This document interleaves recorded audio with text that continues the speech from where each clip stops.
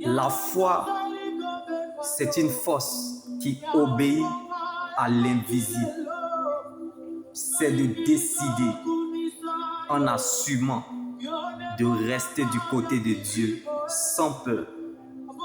Quoi qu'il arrive, quoi qu'il advienne, quel qu'il en soit le prix à payer, c'est ce qui t'élèvera. Le chemin incertain, en apprenant à marcher avec Dieu dans l'inconnu. La foi, c'est l'assurance.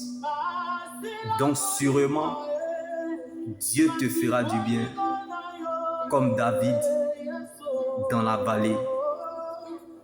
Ne regarde pas à la parole de ta situation.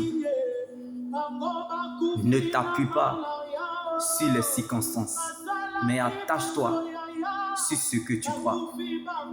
La chose que Dieu a mis en toi, comme David a marché avec la parole de Dieu dans la vallée.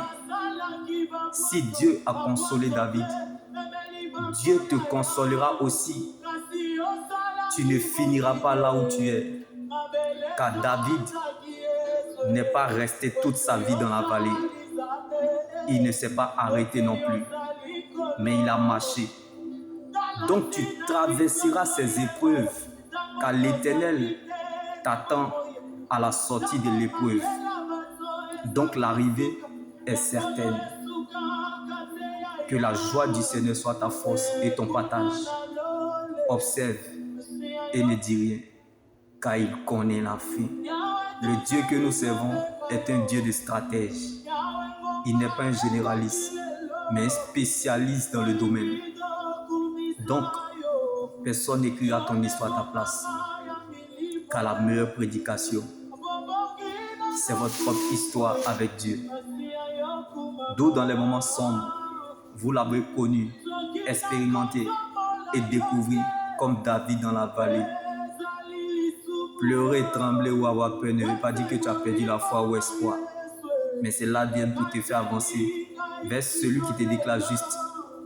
Il ne suit pas les larmes, mais il sèche les larmes. Alors prends courage. Dieu te fortifie et vient à ton aide. Dieu t'aidera parce qu'il t'a vu. Comme certaines personnes connaissent des tragédies dans la vie, malgré cela, l'aide d'une personne et de Dieu leur sont réservées. Dieu réserve toujours une heure pour les mépriser. Alors observe et ne dis rien, car il connaît la fin. La gloire de Dieu se révèle à l'heure du désespoir. Jésus est l'espoir des sans-espoir. Donc la vie avec Jésus est un espoir sans fin. Mais la vie sans Christ est une fin sans espoir.